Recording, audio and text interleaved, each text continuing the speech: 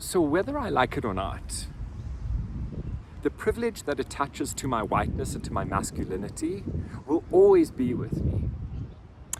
Whether I like it or not, the fact that my skin color in combination with my gender is always going to make people trust me, for me to seem safe, familiar, valuable, likable, educated, respected, knowledgeable, connected, socially connected. All of these things are going to attach to me. Whether they are me or not is irrelevant. This is how society is always going to see me, based on what my skin color and my masculinity represent in the world and what has historically represented. So though I can wake up in the morning and be, today I do not want to choose to be seen as safe automatically, it doesn't matter, it's still going to attach to me. And that's not to create a sense of guilt, right? Because a lot of us say, well, what am I supposed to do about white privilege or male privilege or straight privilege? Am I supposed to feel guilty or feel ashamed, or how do I let it go? And we can never let go of our privilege, ever. It's not even about that. You can never let go of your whiteness or your masculinity or your straightness or your able-bodiedness necessarily. So what are we here to do? So what is the call to action? This is what it is. It's to understand that our privilege actually empowers us.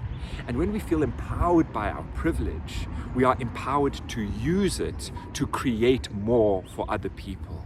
It's what I like to call repurpose our privilege.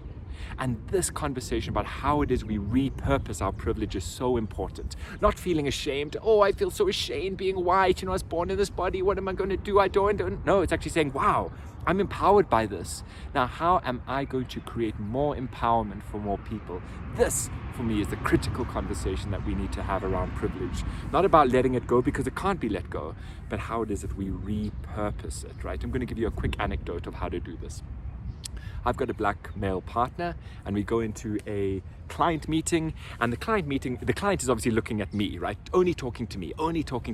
Why? Because I'm probably seen as the boss, white male. He probably knows what's going on.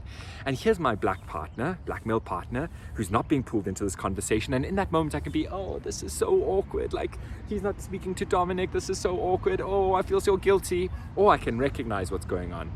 This guy's only speaking to me because I'm safe, familiar, valuable, likable. Okay, interesting. Now I need to repurpose my privilege. So I get asked a question from the client, and what I'm going to do, I turn to Dominic and I say, I don't know, Dom, what do you think?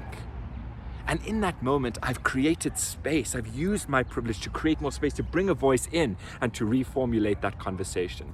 That's just a really small example of repurposing one's privilege. So this is not about feeling ashamed or guilty, but about feeling empowered to create more space and opportunity and empowerment for others, okay?